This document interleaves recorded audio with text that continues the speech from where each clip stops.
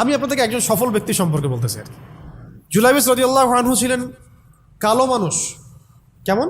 একটু কালো, খুব উচ্চ বংশের না, খুব সুদর্শন না, খুব লম্বা না, খাটো টাইপের মানুষ, একটু বেটে টাইপের মানুষ।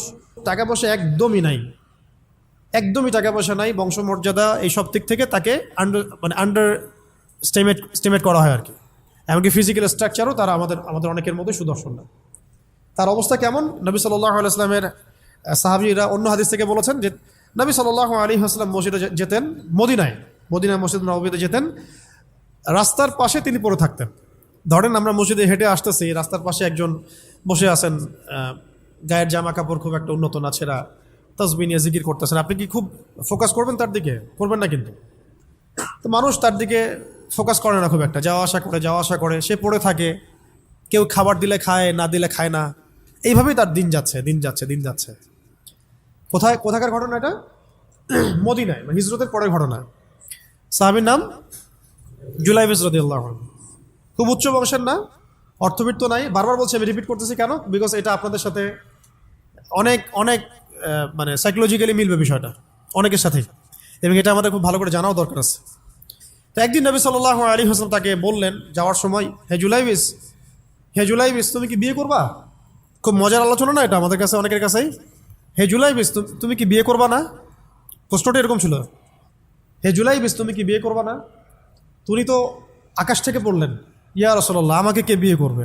আমার না আছে চেহারা সুরত, না আছে আমার বংশমর্যাদা, না অর্থবিত্ত, আমি কিভাবে বিয়ে করবো? কে মেয়ে দিবে আমাকে? কে আমাকে মেয়ে দিবে? তো ওদিন নবী সাল্লাল্লাহু আলাইহি ওয়াসাল্লাম চলে গেলেন, কিছু বললেন না। পরের দিন আবার বললেন, ইয়া জুলাইবিস আলা তাতাযাওয়াজ তুমি কি বিয়ে করবা না? একই উত্তর, ইয়া রাসূলুল্লাহ আপনি গতকালকে এক কথা বললেন, আবার বলতেছেন বিয়ে করবেন, আমাকে কে বিয়ে করবে? তৃতীয় দিন নবী সাল্লাল্লাহু আলাইহি ওয়াসাল্লাম আবার বললেন, আলা তাতাযাওয়াজ ইয়া জুলাইবিস তুমি কি বিয়ে করবা না হে জুলাইবিস? তিনি এবার বলছেন, আপনি কি আমার সাথে রসিকতা করতেছেন? আমাকে কে বিয়ে করবে? তো নবী সাল্লাল্লাহু আলাইহি ওয়াসাল্লাম বললেন যে অমুক আনসারী সাহাবীর বাসায় যাও।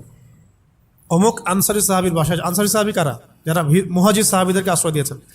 অমুক আনসারী সাহাবীর বাসায় যাও, সেখানে একজন বিবাহযোগ্য নারী আছে, মেয়ে আছে, তাকে গিয়ে বলো যে আমি রাসূল সাল্লাল্লাহু আলাইহি ওয়াসাল্লামের পক্ষ থেকে আমার বিয়ের প্রস্তাব নিয়ে আসছি। তিনি গেলেন, যাওয়ার পরে বললেন যে আমাকে প্রস্তাব সহ পাঠানো হয়েছে। মেয়ের বাবা আর মায়ের রিয়াকশন ছিল অনেকটা সাধারণত যা হয় তেমন আর কি। তুমি বিয়ের প্রস্তাব নিয়ে আসছো, তুমি কি খাওয়াবা মেয়েকে? কোথায় রাখবা? তোমার তো নিজের কোনো থাকার জায়গা নাই। প্রশ্ন কিন্তু যৌক্তিক কি? আমি মেন তো বাবা, আমিও তো এই প্রশ্নই করবো নাকি? প্রশ্ন করবেন না? আপনার মেয়ে থাকলে এভাবে প্রশ্ন করবেন তো আপনি। তো তারাও সেই প্রশ্ন করলেন, এমনকি এক পর্যায়ে রিফিউজ করে দেওয়া হলো, না এটা পসিবল হবে না। এই কথাগুলো, কনভারসেশনগুলো ভিতর থেকে শুনছিলেন সেই মেয়ে নিজেই, আনসারি সাহাবী, মদিনার আনসারি মেয়েরা কিন্তু অনেক সুদর্শন তৎকালীন সময়ের কাছে, উচ্চ বংশের সুদর্শন, খুবই এলেমওয়ালা হতেন তারা, হিপস ক্ষমতা খুব থাকতো, খুবই জজবাওয়ালা, মানে জিহাদের মাঠে একদম যুদ্ধও করেছেন তারা, একদম নবী সাল্লাল্লাহু আলাইহি ওয়াসাল্লামের আশেপাশে ছিলেন। উহুদের সময় একজন আনসারি সাহাবী ছিলেন, মহিলা সাহাবী, উম্মে আমারা তীর ছুঁড়েছেন নবী সাল্লাল্লাহু আলাইহি ওয়াসাল্লামের পাশে। তো ওনারা কিন্তু খুবই গায়রতওয়ালা মানুষ। তিনি বলছেন, হে আমার বাবা মা, এই প্রস্তাব কে পাঠিয়েছে? নবী সাল্লাল্লাহু আলাইহি ওয়াসাল্লাম। যে প্রস্তাব রাসূল পাঠিয়েছেন সেটাকে কিভাবে তোমরা ডিনাই করো? আমি জুলাইবিসকে বিয়ে করবো ইনশাআল্লাহ। কে বলছেন এটা? আপনি পুরা সিস্টেম খুঁজে এরকম একটা আনসারি সাহাবীর মতো মেয়ে আমাকে দিতে পারবেন? ইল্লা মাশাআল্লাহ, হইতে পারে ইল্লা মাশাআল্লাহ। তো ওই মেয়ে নারী সাহাবী, তিনি রাজি হলেন। এবার শোনেন, এবার বিয়েও হলো, মাশাআল্লাহ, বাসর হলো, এবং সকালবেলা আওয়াজ হচ্ছে, মদিনার চারপাশে এলান হচ্ছে যে হে মুসলিমরা সবাই বের হও, ইহুদিদের সাথে যুদ্ধে আমাদেরকে খায়বারে যেতে হবে। আমাদেরকে খায়বার আক্রমণ করতে হবে। নবী সাল্লাল্লাহু আলাইহি ওয়াসাল্লাম তোমাদেরকে আদেশ করেছেন। এটা কিন্তু হুদাইবিয়া সন্ধির পরের ঘটনা। আর ইহুদিদের সাথে আমাদের বেশ কয়েকটা যুদ্ধ হয়েছে, বনু কুরাইজার সাথে, বনু কাইনুকার সাথে, বনু নাজিরের সাথে, এবং ফাইনালি খায়বারে এদের সাথে। তো জুলাইবিস রাদিয়াল্লাহু আনহু বের হয়ে গেলেন যুদ্ধের জন্যে, এবং খায়বারে যুদ্ধ হলো, খায়বার অবরোধ করা হলো, এবং খায়বার যুদ্ধের বিশাল হিস্ট্রি আছে, আপনারা পড়ে নিয়েন, লম্বা কথা। খায়বার দুর্গ জয় হয়, এবং এই দুর্গ পুরো জয় করতে, সবগুলো দুর্গ জয় করতে মোট 12 থেকে 16 জন মুসলিম সাহাবি শহীদ হন। 12 থেকে 16 জন বা 18 জনের মতো আর কি, এই ফিগার, এইটুকুর মতো 12 থেকে 16 বা 18, এতটুকু, এত কম সংখ্যক সাহাবি শহীদ হয়েছেন খায়বার যুদ্ধ জয়ে। আর ইহুদিদের তো বহু ইহুদি মারা গেছে। এবং খায়বার বিজয়ের পরে মুসলিমদের আর্থসামাজিক যে অবস্থান, মানে টাকা পয়সা, ল্যান্ড, গনিমতের মাল প্রচুর বেড়ে গেছে। এখন নবী করিম সাল্লাল্লাহু আলাইহি ওয়াসাল্লাম শহীদদের লাশ তালাশ করছেন, কোথায় কোথায় শহীদরা আছে, তাদের মানে কবরস্থ করার প্রসেসিং হবে। উহুদ যুদ্ধেও তো হয়েছে না, ওই রকমই প্রত্যেকটা যুদ্ধেই তো এটা হতো। তো লাশগুলো তালাশ করতে করতে করতে করতে করতে একটা কর্নারে গিয়ে তিনি দেখলেন সেখানে জুলাইবিস রাদিয়াল্লাহু আনহুর লাশ পড়ে আছে। কার? জুলাইবিস রাদিয়াল্লাহু আনহুর লাশ পড়ে আছে, যার ব্যাপারে আমি গল্পটা বলছি আর কি। এবং তার গায়ে অসংখ্য তরবারের দাগ, ক্ষতবিক্ষত অবস্থা, এবং তার আশেপাশে মোট 1, 2, 3, 4, 5, 6, 7, 8, 9 জন ইহুদির লাশ পড়ে আছে। ছোট সাহাবি, বলেছি আকৃতিতে ছোট, খুব উঁচু বংশের না, অর্থ সম্পদ কম, দেখতে সুন্দর না। গতকাল বিয়ে করেছেন, কেউ তাকে বিয়ে দিতে যাচ্ছিল না। তার এক পাশে কয়জন ইহুদির লাশ? তার পাশে মোট 9 জন ইহুদির লাশ পড়ে আছে, মাঝখানে তার লাশ ক্ষতবিক্ষত অবস্থায়। এই অংশটুকু আপনারা পড়ে নিয়েন, পড়লে আরও ভালো ফিল করবেন, একা একা পড়লে আরও ভালো ফিল করবেন। নবী সাল্লাল্লাহু আলাইহি ওয়াসাল্লাম নিজে তার কাছে গেলেন।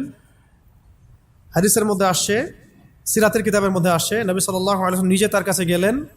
যাওয়ার পরে তার যে মাথা, সেই মাথার পাশে নবী সাল্লাল্লাহু আলাইহি ওয়াসাল্লাম বসলেন। বসার পরে নিজের হাতে জুলাইবিস রাদিয়াল্লাহু আনহুর চেহারা থেকে এরকম করে ধুলাবালিগুলো সরান নবী সাল্লাল্লাহু আলাইহি ওয়াসাল্লাম। তার গা থেকে রক্তগুলো আমাদের নবী সাল্লাল্লাহু আলাইহি ওয়াসাল্লাম মুছলেন, আদর করলেন। চুলগুলো ঝাড়লেন। দৃশ্যটা চিন্তা করেন, তার চুলগুলো তিনি ঝাড়তেছেন, চেহারা থেকে রক্তগুলো মুছতেছেন। কে? নবী সাল্লাল্লাহু আলাইহি ওয়াসাল্লাম। তার চেহারা ধুলাবালিগুলো মুছতেছেন। নিজের এই পায়ের মধ্যে, উরুর মধ্যে তার মাথাটাকে নিয়ে এসে রাখলেন নবী সাল্লাল্লাহু আলাইহি ওয়াসাল্লাম। রাখার পর এভাবে আদর করতেছেন। আর এরপর উপরের দিকে তাকালেন, তার জন্য তো দোয়া করলেন, উপরের দিকে তাকালেন, তাকে চোখ নামায় নিলেন। সাহাবায়ে কেরাম তো আশেপাশে আছেন অনেকেই, বললেন যে ইয়া রাসূলুল্লাহ, আপনি এমনটা কেন করলেন, চোখ নামায় নিলেন কেন? তখন তিনি বললেন যে আমি দেখলাম যে জান্নাতের হুরদের মধ্যে অসংখ্য হুর ছুটে আসতেছে, কে জুলাইবিসকে আগে বরণ করবে তার জন্য। তিনি নিজে কাঁদলেন, জুলাইবিসের জন্য নিজে কাঁদলেন, নিজের হাতে তাকে এইভাবে উঠালেন। তিনি ছোট মানুষ ছিলেন। এরপর 2 হাত দিয়ে তাকে উঠাই নিজের হাতে তাকে দাফন করলেন। দাফন করার পর তিনি বললেন, ইয়া জুলাইবিস, হে জুলাইবিস, আনতা মিন্নি ওয়া আনা মিনক, তুমি আমার অংশ, আমি তোমার। হে জুলাইবিস, তুমি আমার, আমি তোমার। হে জুলাইবিস, তুমি আমার, আমি তোমার। এই কথাটা বললেন কে? নবী সাল্লাল্লাহু আলাইহি ওয়াসাল্লাম। এখন আপনাদেরকে আমি সাফল্যের মানদণ্ড কিভাবে বোঝাবো? এর বাইরে কোনো ভাষা নেই আমার কাছে। সাফল্য বলতে কি বোঝান? এই সিস্টেম সাফল্য বলতে কি বোঝায়? এই ওয়ার্ল্ড অর্ডারটা সাফল্য বলতে কি বোঝায়? এই বস্তুবাদী জগৎটা আমাদেরকে সাফল্য বলতে আসলে কি বোঝায়? সাফল্য বলতে বোঝাচ্ছে ইমান।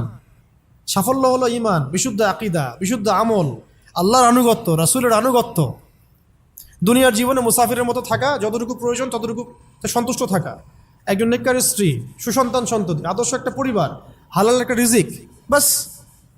ইসলামের জন্য দাওয়াত, তাবলীগ, মেহনত, দিন প্রতিষ্ঠার চেষ্টা, প্রয়োজনীয় জিহাদ, প্রয়োজনীয় শাহাদাত। আর কি আছে সাফল্য বলতে? এরকম সাহাবী একজন নয়, কিন্তু এক একজন সাহাবী সম্পর্কে এক একটা করে কথা বলা যাবে।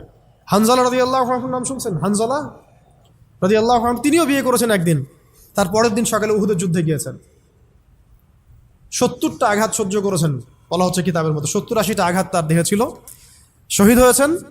উহুদ যুদ্ধে যখন সাহাবীদেরকে দাফন করা হচ্ছে, তখন তিনি নবী সাল্লাল্লাহু আলাইহি ওয়াসাল্লাম দেখলেন হানজালা রাদিয়াল্লাহু আনহুর লাশটা ভেসে আছে, বাতাসে ভেসে আছে, এবং লাশ থেকে পানি ঝরতেছে। সাহাবীরা জিজ্ঞাসা করলেন, ইয়া রাসূলুল্লাহ, এটা কেমন, এটা কিভাবে হচ্ছে? তখন নবীজি বললেন যে হানজালা গত রাতে বিয়ে করেছে, গোসল করার সময় পায় নাই, সে সকালবেলা চলে আসে যুদ্ধের মাঠে। ফেরেশতারা তাকে গোসল দিচ্ছেন, এটার পানি পড়ছে, আমরা দেখতে পাচ্ছি। সাফল্যের সংজ্ঞা আসলে কি? তো আল্লাহ পাক আমাদেরকে আসলে দুনিয়ার হাকিকত বোঝার তৌফিক দান করে। কিছু কিছু আইডিওলজি আছে যেটা আপনার ভিতর চলে আসলে বাকি সব ঠিক হয়ে যাবে।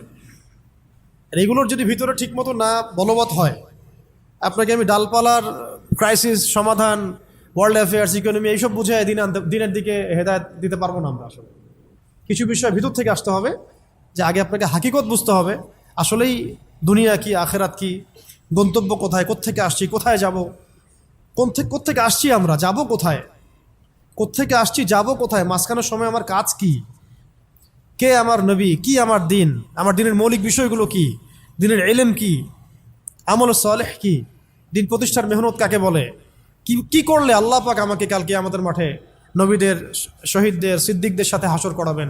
এটা হলো সাফল্যের মূল কথা। এর মানে এই না যে দুনিয়াতে আমরা কিছুই করব না, ব্যবসা করব না, আমরা চাকরি বাকরি করব না, আমরা মানে মুআমালাত মুআশারাত করব না, বিষয়টা তো এমন নয়। কিন্তু কথা হচ্ছে আমাদের মূল উদ্দেশ্যটা কি হবে। স্ত্রী সন্তান তো আমাদেরও আছে, কেন আপনি তাদের ভরণ পোষণ দিবেন, কেন তাদেরকে আপনি বড় করবেন সুন্দর করে?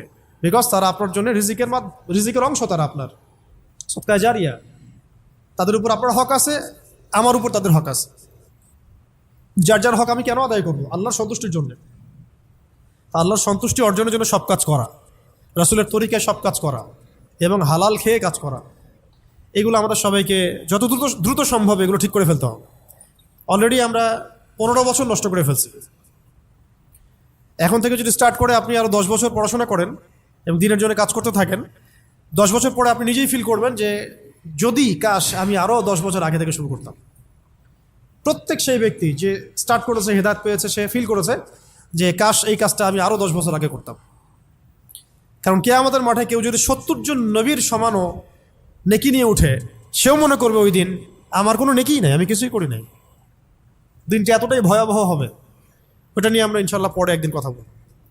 এখন আজকে লাস্ট অংশে যে আজকের জন্য যতটুকু ওটা বলছি, যে আল্লাহ রাব্বুল আলামিন আমাদেরকে মানে একেবারে তো 1000 বছর হায়াত দিয়ে পাঠান নাই দুনিয়াতে।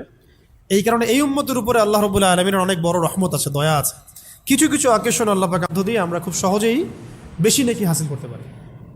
তার মধ্যে যেমন রমজান মাস, লাইলাতুল কদর ইত্যাদি। ঠিক এরকমই রমাদান মাসের পরে সবচেয়ে মর্যাদাপূর্ণ যে মাসটা আল্লাহ রাব্বুল আলামিন আমাদেরকে দিয়েছেন, সেটা হলো এই মুহররম। এই মুহররম যেটা আমরা এখন অতিবাহিত করছি, এই মাসটাকে আল্লাহ পাক বলেছেন যে এটা হচ্ছে আল্লাহর মাস। এটা কার মাস? তার বাকি মাসগুলো কি আল্লাহর নয়? অবশ্যই। এটা বোঝানো হচ্ছে এটা আল্লাহ পাকের কাছে অনেক বেশি মর্যাদা মণ্ডিত, সম্মানিত। রক্তিম আকাশ থাকে দেখবেন এই মাসের মধ্যে, রক্তিম আকাশ থাকে, গধূলিটা অনেক রক্তিম হয়। তো এগুলোর আধ্যাত্মিক ইন্টারপ্রিটেশন আমি যাচ্ছি না, কারণ আমাদের এই ওয়ার্ল্ড আধ্যাত্মিক বিষয় অতটা বুঝে না। এখন মূল কথাটা হচ্ছে এই মাসটা আল্লাহর মাস। নবী সাল্লাল্লাহু আলাইহি ওয়াসাল্লাম বলছেন এই মাসে একটা দিন আছে। প্রত্যেকটা হাদিস এবং আয়াতগুলো এখানে কোট করা আছে, পরে কেউ চাইলে আমার কাছে আমি পিডিএফ দিতে পারবো। সময় শর্ট, আমি একটু শর্ট করে বলছি।